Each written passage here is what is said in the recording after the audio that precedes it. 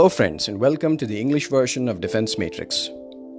These days, the JF-17 Block 3 versus Rafale debate is dragging on in a hilarious way in Pakistan, where there seem to be some funny ideas floating around among the over-enthusiastic experts that the Block 3 is comparable with the Rafale. This video is to dispel such mistaken notions and to deflate all the hot air about the JF-17 with the help of clear, publicly known facts. One of the several claims is that the post-Balakot incident involved a JF-17 shooting down both a MiG-21 and a Su-30. First of all, only a MiG-21 was shot down, not the Su-30. But just for a minute, let's empathize with a Pakistani who has heard the laughable ISPR propaganda that a Su-30 was actually shot down. Take a look at the memorial here. It was built by the Pakistan Air Force, not by an Indian agency. This memorial states that the MiG-21 and Su-30 were shot down by an F-16AM with AMRAAM missiles.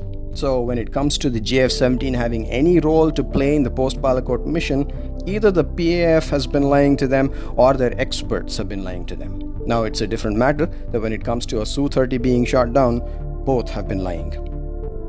Now let's talk about the JF-17's weapons. In the BVR realm, the Beyond Visual Range realm, the JF-17 can fire the SD-10, which is a Chinese missile. Post-Balakot, not a single SD-10 was fired by a JF-17, a fact that's acknowledged by the memorial in Pakistan as well as by the Indian side. The missile that the Su-30 dodged was the American AMRAAM, and the wreckage of the missile was put up on display by the Indian Air Force. It's very likely that the JF-17 has only been a spectator on the sidelines while the F-16s, MiG-21s and Su-30s were in the thick of action. It's clear from the post-Balakot skirmish that the PAF did not repose confidence in the JF-17 and had assigned no important role in a conflict situation. Now this is all about the Block 1 and Block 2 that are currently in service. Let's take a look at the Block 3, about which much hot air has been blown. The biggest point of interest about the Block 3 has been the radar upgrade, which is supposed to be the Chinese KLJ-7 AESA radar. This would be an air-cooled radar as opposed to liquid-cooled. In fact, among AESA radars, air-cooled gallium arsenide-based radars are the most inefficient, the reason being that performance will be watered down because of its cooling limitations. Let's consider the analogy of a computer on which you attempt CPU overclocking. If you only use the built-in factory-made fan, the clock speed is inherently limited to prevent overheating, and the overclocking capability cannot be leveraged. Similarly, a radar that doesn't have effective cooling is basically limited in performance. Why then is the KLJ-7 radar air-cooled in the JF-17? Well, liquid cooling radars require greater power to operate them as compared to air-cooled ones. The challenge for the JF-17 is that it simply lacks the necessary punch to power a liquid-cooled radar. The power plant to be used on the Block 3 is the Russian RD-93MA engine, which is an upgrade of the RD-93, which itself is a derivative of the RD-33 engine used in the MiG-29s. With the power limitations of this engine, the JF-17 is stuck with an air-cooled radar for lack of choice. As for radar performance, some experts say that there be 1000 TR modules or 1200 TR modules and so on and so forth. But this wouldn't make a difference if the power supply is insufficient, as performance cannot be maximized. In any case, it appears that the size of the radome of the JF-17 is not large enough to accommodate an antenna that supports a radar with 1000 or 1200 TR modules. A brochure published in China states a range of about 150 kilometers for a 3 square meter radar cross section or RCS, or 170 kilometer range for a 5 square meter RCS. It also states that it can track 15 targets at a time and engage 4 simultaneously. Now these tracking and engaging numbers are good for PESA radars but not AESA ones.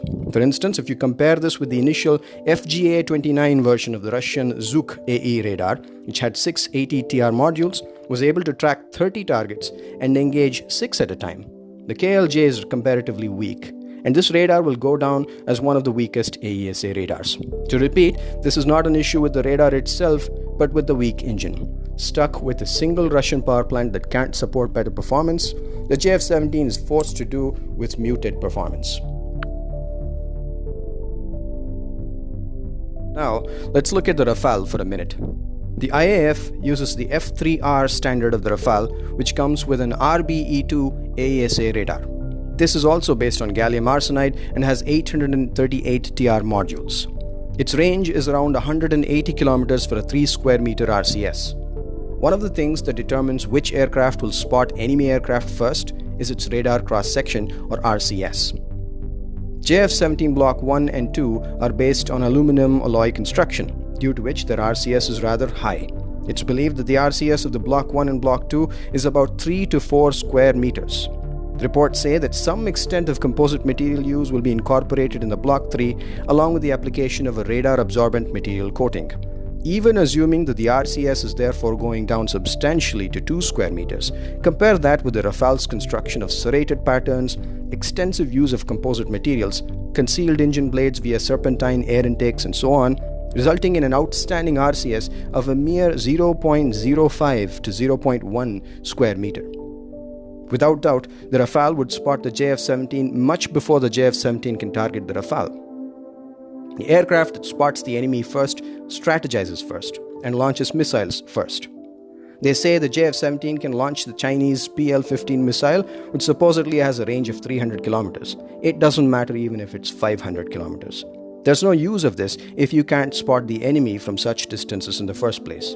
Now here's a realistic scenario on the basis of their relative technological strengths.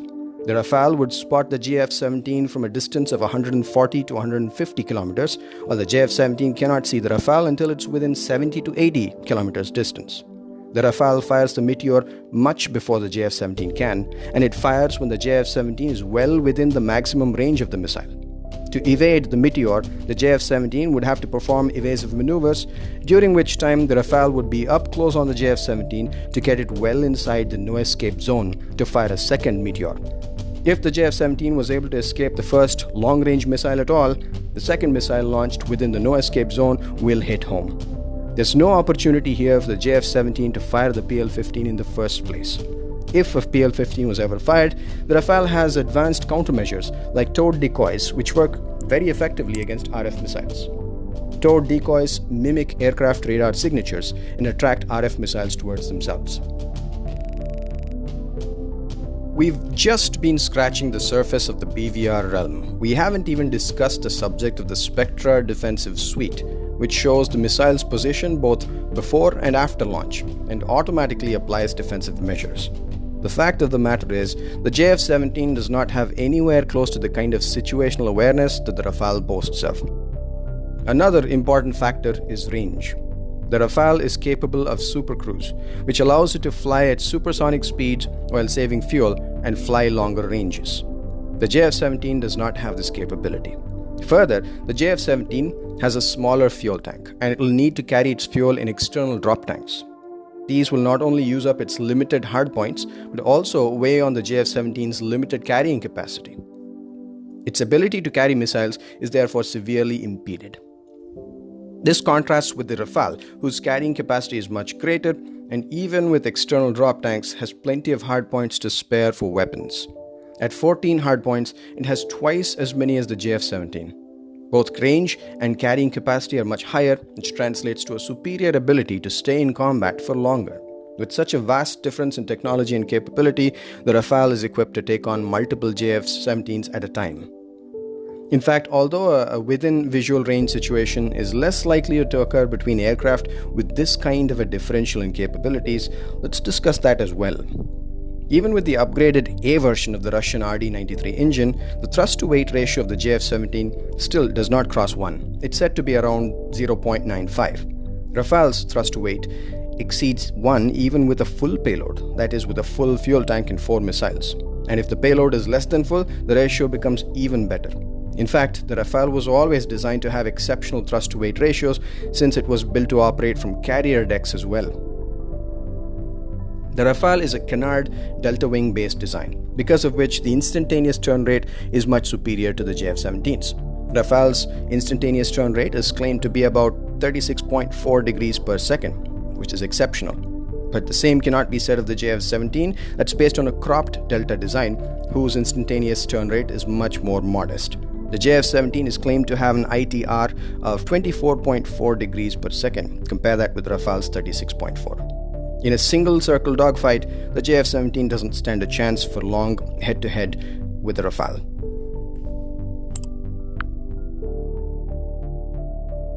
That was about instantaneous rates. Now consider the sustained turn rates.